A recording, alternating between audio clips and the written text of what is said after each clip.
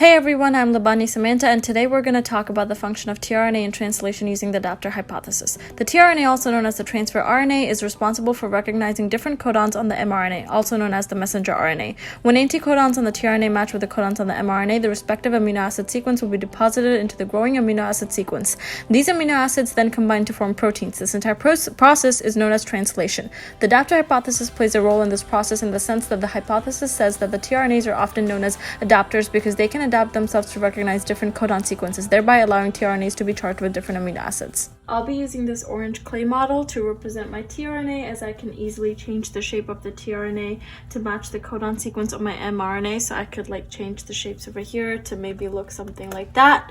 And then I'm going to use these shapes over here to represent my AUCG sequence. So A is the purple, G is the pink, this is white's the U, and then blue's the C. Translation begins when the 16S subunit of the ribosome recognizes the first start codon surrounded by the ribosomal binding site in eukaryotes. So this is our ribosome right here. This is our 16S subunit, and then this is our ribosome binding site, which is represented by purple, purple, pink.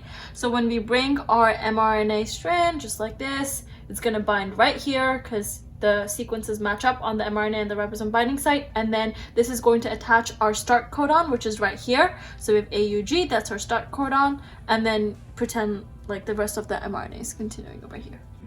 As the mRNA moves, codon sequences on the mRNA first enter the A site. The anticodon sequence on the tRNA has to match the codon sequence on the mRNA for this sequence to move to the P site. If we were to use this anticodon sequence on the tRNA, we can see that this does not match the codon sequence on the mRNA. So we need to adapt this sequence. If we were to do so, we would get this sequence on the tRNA. And if we attach this, we see that this matches the codon sequence on the mRNA. So now this sequence can now move to the P site.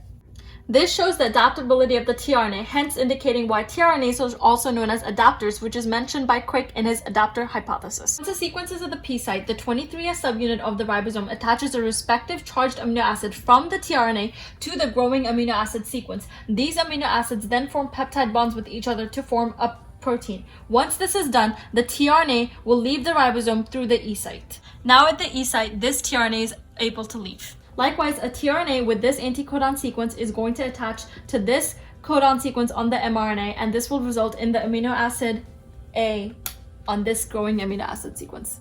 Translation stops at the stop codon of the mRNA, in this case UGA, because release factors releases the amino acid sequence from the ribosome. Here the amino acid sequence consists of leucine, alanine, valine, and alanine. So our protein here stands for lava. An alteration in the conformation of the tRNA will cause the anticodon binding site to be deformed, thereby disabling the anticodon sequence from binding to future mRNA codon sequences. This would then lead to incomplete amino acid sequences, thereby impacting protein synthesis. Such alterations in the conformation of tRNA can be caused by thermal instability, as it can lead to the denaturing and degradation of the structure of tRNA molecules. Thank you for watching.